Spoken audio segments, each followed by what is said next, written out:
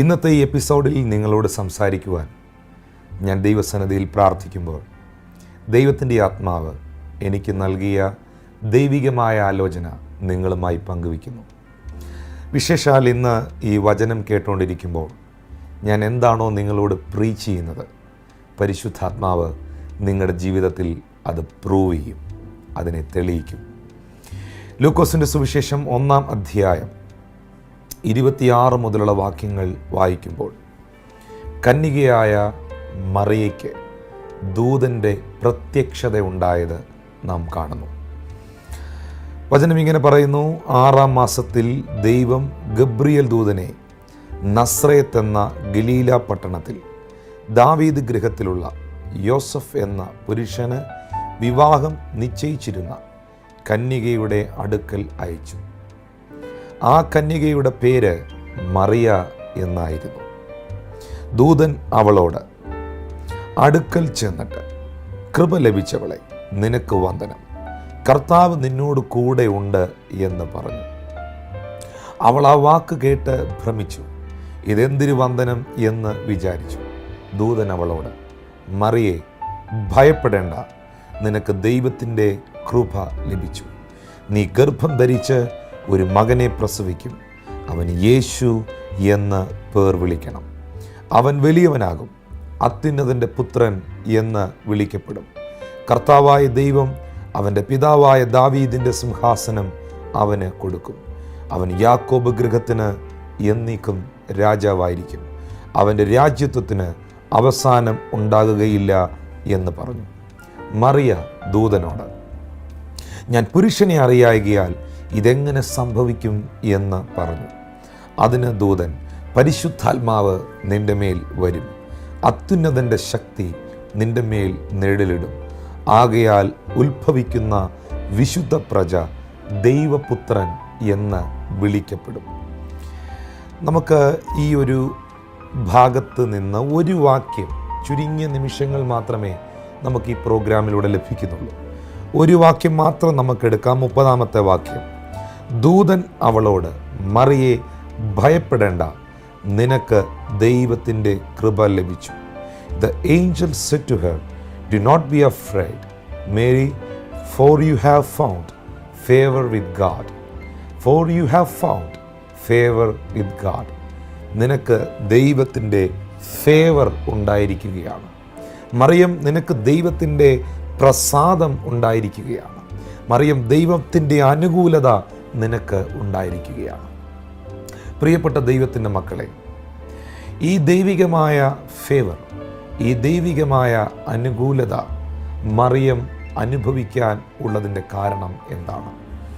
അല്ലെങ്കിൽ ഈ ദൈവികമായ ഫേവറിൻ്റെ, ആ അനുകൂലതയുടെ, ആ ദൈവപ്രസാദത്തിൻ്റെ ആഴം എത്ര വലുതാണ്! ലോകത്തിൽ ഒരേ ഒരു സ്ത്രീക്ക് മാത്രം, ലോകത്തിൽ ഒരേ ഒരു വ്യക്തിക്ക് മാത്രം ലഭിച്ച മഹാഭാഗ്യം യേശുവിനെ പ്രസവിക്കുക, യേശുവിനെ ഉദരത്തിൽ വഹിക്കുക, ദൈവപുത്രനെ പ്രസവിക്കുവാനുള്ള ഭാഗ്യം, ദൈവപുത്രനെ ഉദരത്തിൽ ഗർഭപാത്രത്തിൽ ചുമക്കുവാൻ ഉള്ള ഭാഗ്യം ഒരു സ്ത്രീകൾക്കും ലോകത്തിൽ ലഭിച്ചില്ല. അതൊരേ ഒരു സ്ത്രീക്ക് ലഭിച്ചുള്ളൂ. അത് മറിയയ്ക്ക് മാത്രമാണ് ആ ഫേവർ ഉണ്ടായത്. മറിയയ്ക്ക് ശേഷവും ഇനി ആർക്കും അത് ലഭിക്കില്ല. അവൾക്ക് മുൻപും ആർക്കും അത് ഉണ്ടായിട്ടില്ല. അവൾക്ക് വേണ്ടി മാത്രം ഉണ്ടായ, അവൾക്ക് മാത്രം ലഭിച്ച ഒരു ദൈവികമായ അനുകൂലത, അല്ലെങ്കിൽ ദൈവത്തിൻ്റെ ഫേവർ. ഈ എപ്പിസോഡിലൂടെ നിങ്ങൾ എന്നെ കണ്ടുകൊണ്ടിരിക്കുമ്പോൾ വിശുദ്ധ ബൈബിളിൽ വ്യക്തമായി നമ്മെ കർത്താവ് പഠിപ്പിക്കുന്നു. ആകയാൽ ദൈവം നമുക്ക് അനുകൂലമെങ്കിൽ പ്രതികൂലം ആര്? ദൈവത്തിൻ്റെ ഫേവർ നിങ്ങളുടെ മേളിൽ, നിങ്ങളുടെ കുടുംബത്തിൻ്റെ മേളിൽ വന്നാൽ മറ്റുള്ള വ്യക്തികളിൽ നിന്ന് നിശ്ചയമായും നിങ്ങൾ വ്യത്യസ്തരാകും. മറിയത്തെ പോലെ വ്യത്യസ്തയായ ഒരു സ്ത്രീ ഉലകത്തിൽ ആരുണ്ട്? സ്ത്രീകളിൽ ജനിക്കപ്പെട്ടവളിൽ അവൾ അനുഗ്രഹപൂർണയായി മാറിയതിൻ്റെ കാരണം ദൈവത്തിൻ്റെ ആ ഫേവർ അവളുടെ മേളിൽ, മറിയത്തിൻ്റെ മേളിൽ ഉണ്ടായതാണ്. നമുക്കറിയാം, അഹശ്വേരോശ് രാജാവിൻ്റെ ഭരണകാലത്ത് മൊർദെഖായി എന്ന് പറയുന്ന മനുഷ്യൻ എടുത്തു വളർത്തിയ ഒരു സഹോദരിയാണ് എസ്തേർ. എസ്തേർ അനാഥ പെൺകുട്ടിയായിരുന്നു. അപ്പനും അമ്മയും ഇല്ലാതെ വളർന്നവൾ. ആമീൻ. മൊർദെഖായി എന്ന് പറയുന്ന മനുഷ്യൻ എടുത്തു വളർത്തിയ അനാഥയായ അപ്പൻ്റെയും അമ്മയുടെയും സ്നേഹം ലഭിക്കാതെ വളർന്ന ഒരു വ്യക്തി, എടുത്തു വളർത്തിയ ഒരു പെൺകുട്ടി, എടുത്തു വളർത്തപ്പെട്ട അഡോപ്റ്റ് ചെയ്ത ഒരു കുഞ്ഞിന് എന്തൊക്കെ പരിധികളും എന്തൊക്കെ പരിമിതികളുമുണ്ടോ അതൊക്കെയും എസ്തേറിൻ്റെ ജീവിതത്തിൽ ഉണ്ടായിരുന്നു. പക്ഷേ വിശുദ്ധ ബൈബിൾ പഠിക്കുമ്പോൾ, എസ്തേറിൻ്റെ പുസ്തകം വായിക്കുമ്പോൾ നമുക്കറിയാം എസ്തേറിൻ്റെ മേളിൽ ദൈവത്തിൻ്റെ പ്രസാദമുണ്ടായിരുന്നു. അവളെ കാണുന്നവർക്കെല്ലാം അവളോട് പ്രീതി തോന്നി എന്ന് എസ്തേറിൻ്റെ പുസ്തകം 2-ാം അധ്യായത്തിൽ നാം വായിക്കുന്നു. അവളെ നോക്കുന്നവർക്കെല്ലാം അവളോട് അനുകൂലത തോന്നി. കാരണം ദൈവത്തിൻ്റെ ഫേവർ എസ്തേറിൻ്റെ മേളിൽ ഉണ്ടായിരുന്നു. അതുകൊണ്ട് എന്താ സംഭവിച്ചത്? അഹശ്വേരോശ് രാജാവ് ഒരിക്കൽ എസ്തേറിനെ തൻ്റെ കൊട്ടാരത്തിലേക്ക് ക്ഷണിച്ചു. ആ സമയത്ത് വസ്തി എന്നൊരു രാജ്ഞി അവിടെ ഉണ്ടായിരുന്നു. എസ്തേറിനെ കണ്ടപ്പോൾ രാജാവിന് അവളോട് ഫേവർ തോന്നി. അത് ദൈവത്തിൻ്റെ അനുകൂലതയാണ്. രാജാവിൻ്റെ കയ്യിലുണ്ടായിരുന്ന വടി അവൾക്ക് നേരെ നീട്ടി എസ്തേറിനെ വസ്തിക്ക് പകരം രാജ്ഞിയാക്കി മാറ്റി. നിലവിലൊരു രാജ്ഞി അവിടെ ഉണ്ടായിരുന്നു. അവളുടെ ചെയറിൽ നിന്ന് അവളെ മാറ്റിയിട്ട് എസ്തേറിനെ രാജ്ഞിയാക്കി. രാജ്ഞിയുടെ ചെയറിൽ ഇരിക്കുമ്പോൾ ഓർക്കുന്ന ഒരു കാര്യം, എസ്തേർ ആ ചെയറിലിരിക്കുമ്പോൾ ഒരു സന്ദേശം നമുക്ക് ആ ഒരു ചിത്രം തരുന്നുണ്ട്. എന്താണെന്നറിയാമോ? ആരോരുമില്ലാതെ വളർന്ന ഒരു അനാഥ പെൺകുട്ടിക്ക് സ്വപ്നം പോലും കാണാൻ കഴിയാത്ത ഒരു പദവിയിലാണ് ഇപ്പോൾ അവൾ ഇരിക്കുന്നത്.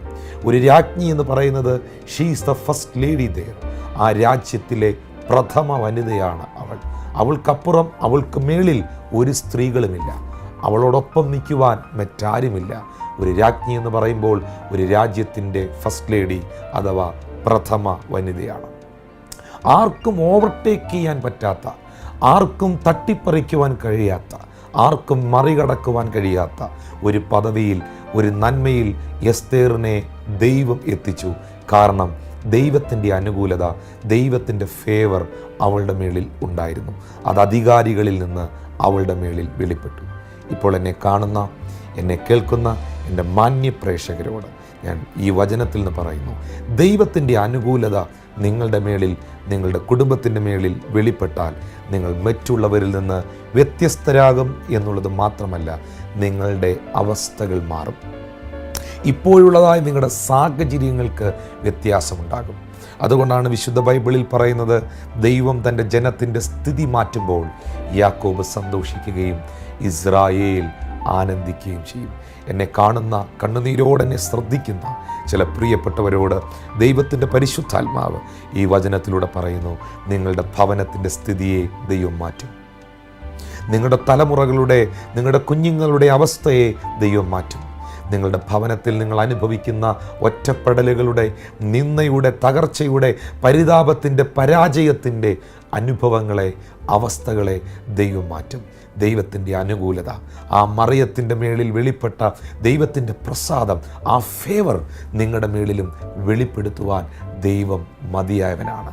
വാത്സല്യ ദൈവത്തിൻ്റെ മക്കളെ, ജോസഫിനെ സഹോദരങ്ങൾ ഉപേക്ഷിച്ചിരുന്നു. അവനെ തള്ളിക്കളഞ്ഞിരുന്നു. അവനെ പൊട്ടക്കിണറ്റിൽ തള്ളിയിട്ടു. മിസ്രൈമ്യർക്ക്, ഈജിപ്തിന് അവനെ അടിമയായി വിറ്റു. എന്നാൽ ദൈവത്തിൻ്റെ അനുകൂലത ജോസഫിൻ്റെ മേളിൽ ഉണ്ടായിരുന്നതിനാൽ അവനെ മിസ്രൈമിൻ്റെ, ഈജിപ്തിൻ്റെ പ്രൈം മിനിസ്റ്ററായി, മന്ത്രിയാക്കി ദൈവം ജോസഫിനെ ഉയർത്തി. കാരാഗ്രഹത്തിലും കൊട്ടാരത്തിലും എല്ലാ മേഖലകളിലും പ്രഥമ സ്ഥാനം ജോസഫ് വഹിക്കുവാനിടയായി. ദാനിയേൽ ദൈവത്തിൻ്റെ അനുകൂലത അനുഭവിച്ച മനുഷ്യനാണ്. ദാനിയേൽ പ്രവാചകന്റെ പുസ്തകം 1-ാം അധ്യായം 9-ാം വാക്യത്തിൽ വായിക്കുന്നു, ദൈവം ദാനിയേലിന് ഷണ്ണാധിപന്റെ മുൻപിൽ ദയയും കരുണയും ലഭിക്കുവാനിട വരുത്തി. Now God granted Daniel favour and compassion in the sight of the commander of the officials. ഒഫീഷ്യൽസിൻ്റെ മുമ്പിൽ, കമാൻഡറിൻ്റെ മുൻപിൽ, അധികാരികളുടെ മുമ്പിൽ ദാനിയേലിന് ദൈവത്തിൻ്റെ ഫേവർ ഉണ്ടായി, ദൈവത്തിൻ്റെ അനുകൂലതയുണ്ടായി. എന്നെ കേൾക്കുന്ന ദൈവമക്കളെ, എന്താണ് അതിൻ്റെ കാരണം? അതിൻ്റെ കാരണം 8-ാമത്തെ വാക്യത്തിൽ പറയുന്നുണ്ട്, ദാനിയേൽ 1:8. എന്നാൽ രാജാവിൻ്റെ ഭോജനം കൊണ്ടും അവൻ കുടിക്കുന്ന വീഞ്ഞുകൊണ്ടും തന്നെ താൻ അശുദ്ധമാക്കുകയില്ലെന്ന് ദാനിയേൽ ഹൃദയത്തിൽ നിശ്ചയിച്ചു. തനിക്ക് അശുദ്ധി ഭവിക്കുവാൻ ഇടവരുതെന്ന് ഷണ്ണാധിപനോട് അപേക്ഷിച്ചു. ഞാൻ എന്നെ തന്നെ അശുദ്ധനാക്കുകയില്ല, ഞാൻ പാപം ചെയ്യത്തില്ല, ഞാൻ വിശുദ്ധിയോടെ ജീവിക്കും, ഞാൻ ദൈവകൃപയിൽ നിൽക്കും, ഞാൻ ലോകത്തിൻ്റെ ഇമ്പങ്ങളോട്, പാപത്തോട്, ലോകത്തിൻ്റെ സുഖങ്ങളോട് ഞാൻ കോംപ്രമൈസ് ചെയ്യത്തില്ല. ഞാൻ ജീവൻ പോകേണ്ടി വന്നാലും രാജാവിൻ്റെ വീഞ്ഞുകൊണ്ടോ രാജഭോജനം കൊണ്ടോ എന്നെ തന്നെ അശുദ്ധനാക്കത്തില്ലെന്ന് ദാനിയേൽ തൻ്റെ ഹൃദയത്തിൽ നിശ്ചയിച്ചപ്പോൾ, തൻ്റെ ഉള്ളത്തിൽ ഒരു തീരുമാനമെടുത്തപ്പോൾ അവൻ്റെ മേളിൽ ദൈവത്തിൻ്റെ ഫേവർ, ദൈവത്തിൻ്റെ അനുകൂലത വെളിപ്പെട്ടു. പ്രിയപ്പെട്ട ദൈവമക്കളെ, ജോസഫ് വിശുദ്ധിയോടെ ജീവിക്കുവാൻ, പാപം ചെയ്യുവാനുള്ള അവസരങ്ങൾ തൻ്റെ മുമ്പിൽ വന്നിട്ടും വിശുദ്ധിയോടെ ജീവിക്കുവാൻ, ദൈവമുൻപാകെ പാപം ചെയ്യുവാൻ ഇടവരരുതേ എന്ന് പറഞ്ഞ് ഇറങ്ങി ഓടിയ ജോസഫിൻ്റെ മേളിൽ ദൈവത്തിൻ്റെ അനുകൂലത, ദൈവത്തിൻ്റെ ഫേവർ ഉണ്ടായി. യൗവനപ്രായത്തിൽ വിശുദ്ധിയോടെ ജീവിച്ച, ദൈവകൃപയിൽ നിന്ന കന്യകയായ മറിയത്തിന് ദൈവത്തിൻ്റെ അനുകൂലത ഉണ്ടായി. ദൈവത്തിൻ്റെ അനുകൂലത, ദൈവത്തിൻ്റെ ഫേവർ അവൻ വെളിപ്പെടുത്തുന്നത് നിശ്ചയമായും അവൻ്റെ കൃപയാണ്, അവൻ്റെ മനസ്സലിവാണ്, അവൻ്റെ ദയയാണ്. മറുഭാഗത്ത് പ്രിയപ്പെട്ടവരെ, ദൈവത്തിൻ്റെ മുൻപിൽ നാം നീതിയോടെ ജീവിക്കുവാൻ, വിശ്വസ്തയോടെ ജീവിക്കുവാൻ തീരുമാനമെടുക്കുമ്പോൾ, ആ നീതിബോധത്തിൽ നാം നിൽക്കുമ്പോൾ നമ്മുടെ മേലുള്ള ദൈവത്തിൻ്റെ അനുകൂലത നമ്മളിൽ വർദ്ധിച്ചു വരുവാൻ ഇടയായിത്തീരും. വാസ്തവത്തിൽ മറിയയുടെ അടുക്കൽ ദൂതൻ പ്രത്യക്ഷപ്പെട്ടിട്ട്, കൃപ ലഭിച്ചവളെ നിനക്ക് വന്ദനമെന്ന് പറഞ്ഞപ്പോൾ അവൾ ഭയപ്പെട്ടു. അതുകൊണ്ടാണ് ദൂതൻ പെട്ടെന്ന് പറഞ്ഞത്, and angel said to her, do not be afraid. Mariyam, നീ ഭയപ്പെടണ്ട, നിനക്ക് ദൈവത്തിൻ്റെ അനുകൂലത ഉണ്ടായിരിക്കുകയാണ്.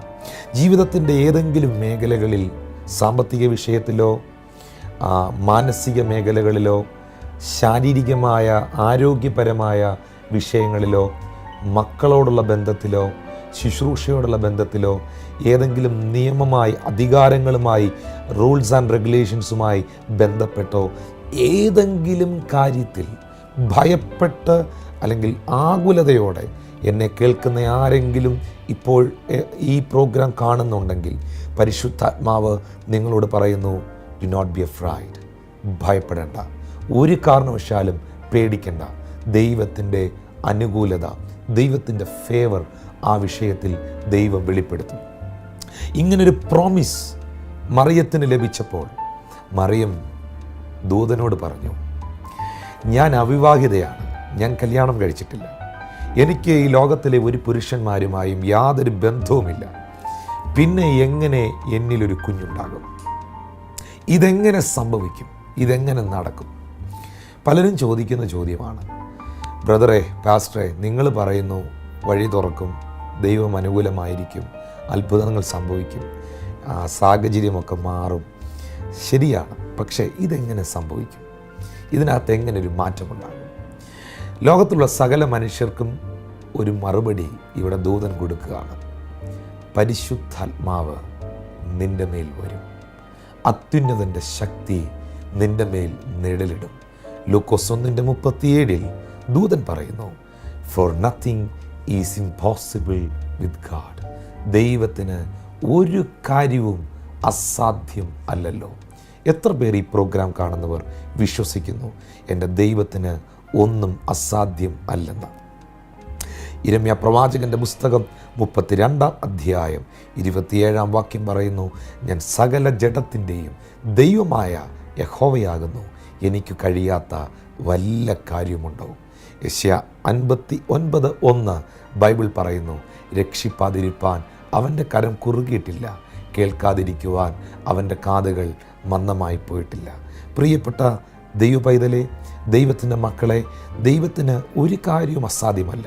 തൻ്റെ പരിശുദ്ധാത്മാവിനെ, തൻ്റെ ശക്തിയെ നിങ്ങളുടെ മേൽ പകർന്ന് നിങ്ങൾക്ക് അസാധ്യമെന്ന് തോന്നുന്ന, നിങ്ങൾക്ക് സാധ്യമല്ലെന്ന് നിങ്ങൾ ചിന്തിക്കുന്ന ആ വിഷയത്തെ എൻ്റെ ദൈവം സാധ്യമാക്കി തീർക്കും. എൻ്റെ ദൈവം അതിനകത്ത് ഒരത്ഭുതം ചെയ്യും. നിങ്ങൾ വിശ്വസിച്ചുകൊണ്ട് പറയുക, എൻ്റെ തലമുറയുടെ മേൽ പരിശുദ്ധാത്മാവ് വരും, എൻ്റെ മൂത്ത മകൻ്റെ മേൽ, എൻ്റെ മൂത്ത മകളുടെ മേൽ പരിശുദ്ധാത്മാവ് വരും, എൻ്റെ ഇളയ കുഞ്ഞുങ്ങളുടെ മേൽ പരിശുദ്ധാത്മാവ് വരും, എൻ്റെ ഭർത്താവിൻ്റെ മേൽ, എൻ്റെ ഭാര്യയുടെ മേൽ പരിശുദ്ധാത്മാവ് വരും, എൻ്റെ സഹോദരങ്ങളുടെ മേൽ പരിശുദ്ധാത്മാവ് വരും. ഞാൻ അനുഭവിക്കുന്ന ആ പ്രതിസന്ധിയുടെ മേൽ, ആ വിഷയത്തിൻ്റെ മേൽ പരിശുദ്ധാത്മാവ് വരും. ദൈവത്തിൻ്റെ പരിശുദ്ധാത്മാവ് ഒരു വിഷയത്തിൽ വന്നാൽ അസാധ്യങ്ങൾ സാധ്യമാകും. ഭൂമി പാഴും ശൂന്യവും ഇരുട്ടുമായിരുന്നു, എന്നാൽ വെള്ളത്തിനു മീതെ ദൈവത്തിൻ്റെ പരിശുദ്ധാത്മാവ് പരിവർത്തിച്ചു. ഈ ഭൂമിയിൽ സകലതും ദൈവത്തിൻ്റെ വാക്കിനാൽ ഉളവാകുവാനിടയായി. എന്നെ കേൾക്കുന്ന സഹോദര, എന്നെ കേൾക്കുന്ന പ്രിയ സഹോദരി സഹോദരന്മാരെ, പരിശുദ്ധാത്മാവ് നിങ്ങളുടെ ഭവനത്തിൽ വെളിപ്പെടട്ടെ. അസാധ്യങ്ങൾ സാധ്യമാകട്ടെ. അടുത്ത വാക്യത്തിൽ ദൂതൻ മറിയോട് പറയുകയാണ്, അവന് യേശു എന്ന പേർ വിളിക്കണം, അവൻ വലിയവനാകും, അവൻ അത്യുന്നതൻ്റെ പുത്രൻ എന്ന് വിളിക്കപ്പെടും. പ്രിയമുള്ളവരെ, ഒരു വലിയ പ്രോമിസ്, ഒരു വലിയ വാഗ്ദത്തം മറിയത്തിന് ദൂതൻ കൊടുക്കുകയാണ്. ഒന്ന്, ദൈവത്തിൻ്റെ ഫേവർ, ദൈവത്തിൻ്റെ അനുകൂലത അവൾക്കുണ്ടായി. ദൈവം നമുക്ക് അനുകൂലമായിരിക്കുമ്പോൾ ഉറപ്പാ അവൻ്റെ വാഗ്ദത്തങ്ങളെല്ലാം നാം അനുഭവിച്ചിരിക്കും. അവൻ നമ്മളോട് പറയുന്ന എല്ലാ വാഗ്ദത്തങ്ങളും നാം കണ്ടിരിക്കും.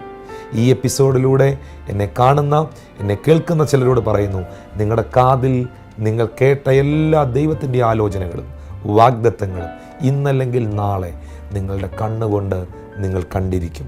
നിങ്ങളുടെ കൈ നീട്ടി നിങ്ങളത് തൊട്ടിരിക്കും, നിങ്ങളതിൽ പ്രവേശിച്ചിരിക്കും. ഹന്ന ആലയത്തിലിരുന്ന് പ്രാർത്ഥിക്കുമ്പോൾ ഏലി പുരോഹിതൻ അവളെ കളിയാക്കി. അവൾ വീഞ്ഞു കുടിച്ചിട്ട് പിറുപിറുക്കുന്നു, എന്തൊക്കെയോ പറയുന്നെന്ന് ഏലി അവളെ കളിയാക്കി സംസാരിച്ചു. എന്നാൽ പ്രിയപ്പെട്ടവരെ, വർഷങ്ങൾ കഴിഞ്ഞപ്പോൾ, ചില മാസങ്ങൾ കഴിഞ്ഞപ്പോൾ, സ്തോത്രം, ഈ ഹന്ന താൻ പ്രാർത്ഥിച്ച് പ്രാപിച്ച പൈതലുമായി, ശമൂവേലുമായി ഈ ആലയത്തിൽ വരുമ്പോൾ ഹന്ന ഈ പുരോഹിതനോട് ചോദിക്കുന്നൊരു ചോദ്യമുണ്ട്. പുരോഹിതനെ, നീ എന്നെ ഓർക്കുന്നുണ്ടോ? ഞാനാണ് ഈ ആലയത്തിൽ ഇവിടെ ഇരുന്ന് പ്രാർത്ഥിച്ചവൾ. ഈ ബാലകനായിട്ടായിരുന്നു ഞാൻ ദൈവത്തോട് കരഞ്ഞത്. ഞാൻ എന്താണോ എൻ്റെ പ്രാർത്ഥനാമുറിയിൽ കണ്ട് കരഞ്ഞത്, ഞാൻ എന്താണോ എൻ്റെ പ്രാർത്ഥനാമുറിയിൽ വിശ്വാസത്താൽ കണ്ട് നിലവിളിച്ച് പ്രാർത്ഥിച്ചത്, ഞാനിപ്പോൾ എൻ്റെ കയ്യിൽ പിടിച്ചിരിക്കുന്നത് ആ പ്രാർത്ഥനയുടെ മറുപടിയാണ്. എന്നെ കേൾക്കുന്ന മാന്യപ്രേക്ഷകരെ, പ്രിയ ദൈവത്തിൻ്റെ പൈതലെ, നിങ്ങൾ പ്രാർത്ഥിച്ചതിനെ ദൈവം നിങ്ങളുടെ കരങ്ങളിൽ ഏൽപ്പിക്കും. ഒരുപക്ഷെ നിങ്ങളുടെ കുഞ്ഞുങ്ങളുടെ വിടുതലായിരിക്കാം, നിങ്ങളുടെ സാമ്പത്തിക വിഷയമായിരിക്കാം, നിങ്ങളുടെ ആരോഗ്യമായിരിക്കാം. നിന്ദകൾ കേട്ട് മനസ്സ് മടുത്ത് ഒറ്റപ്പെട്ട് നിൽക്കുന്ന ഒരു നിങ്ങൾ എന്നെ ശ്രദ്ധിക്കുന്നത്. ഇന്നല്ലെങ്കിൽ നാളെ നിശ്ചയമായും നിങ്ങളുടെ പ്രാർത്ഥനയ്ക്ക് മറുപടി ലഭിക്കും. ഒരു വൃക്ഷത്തിൻ്റെ കുറ്റി മുറിച്ച് കളയുമ്പോൾ അടുത്ത മഴയിൽ അത് പൊട്ടിക്കിളിർക്കുന്നത് പോലെ ഒരു കിളിർപ്പ്, ഒരു തളിർപ്പ് നിങ്ങൾക്കും നിങ്ങളുടെ കുടുംബത്തിനും ഉണ്ടാകും. ദൈവത്തിൻ്റെ ആ വലിയ ഫേവർ, ദൈവത്തിൻ്റെ വലിയ അനുകൂലത മറിയം അനുഭവിച്ചത്, ജോസഫ് അനുഭവിച്ച ഫേവർ, ഡാനിയേൽ അനുഭവിച്ച ഫേവർ, എസ്തേർ അനുഭവിച്ചതായ ആ ഫേവർ നിങ്ങളുടെ മേളിൽ, നിങ്ങളുടെ കുടുംബത്തിൻ്റെ മേളിൽ, നിങ്ങളുടെ കുഞ്ഞുങ്ങളുടെ മേളിൽ, നിങ്ങളുടെ ശുശ്രൂഷയിൽ കവിഞ്ഞൊഴുകുവാൻ ഇടയാകും. എത്തിക്കാൻ പോകുന്നു. നിങ്ങൾ കണ്ട അത്ഭുത സൗഖ്യങ്ങൾ, നിങ്ങൾ കേട്ട അത്ഭുതകരമായ വിടുതലുകൾ ദൈവത്തിൻ്റെ അത്ഭുതകരത്താൽ അസാധ്യങ്ങളെ സാധ്യമാക്കുന്ന യേശുക്രിസ്തുവിനാൽ സംഭവിച്ചതാണ്. ഞാൻ പ്രാർത്ഥിക്കാൻ പോകുന്നു. ഞാൻ ഇന്ന് നിങ്ങൾക്ക് വേണ്ടി പ്രാർത്ഥിക്കുന്നത് ദൈവത്തിൻ്റെ അനുകൂലത നിങ്ങളുടെ മേളിൽ വെളിപ്പെടാനാണ്. ജോസഫ് ഫലപ്രദമായൊരു വൃക്ഷം, അവൻ്റെ കൊമ്പുകൾ മതിലിൻ്റെ മേളിൽ പടർന്നിരിക്കുന്നു എന്ന് ഉൽപ്പത്തി പുസ്തകത്തിൽ നാം വായിക്കുന്നു. സഹോദരന്മാർ അവന് കെട്ടിയ മതിലിന് മുകളിലൂടെ അവൻ പടർന്നു. അവൻ്റെ മുമ്പിലുള്ള എല്ലാ ഫെൻസുകളെയും മതിലുകളെയും അവൻ അതിജീവിച്ചു. അതിൻ്റെ മുകളിലൂടെ അവൻ പടരാനിടയായി. ശത്രുവും മനുഷ്യനും പിശാചും ഒക്കെ നിങ്ങളുടെ മുമ്പിൽ വെച്ചിരിക്കുന്ന ചില അതിർവരമ്പുകളെ, ചില ബൗണ്ടറികളെ, ചില മതിലുകളെ, ചില ഫെൻസുകളെ ഭേദിച്ച് അതിൻ്റെ മുകളിലൂടെ ജോസഫിനെ പോലെ ഫലപ്രദമായൊരു വൃക്ഷമായി പടരുവാൻ കർത്താവ് നിങ്ങളെ സഹായിക്കാൻ പോവുക.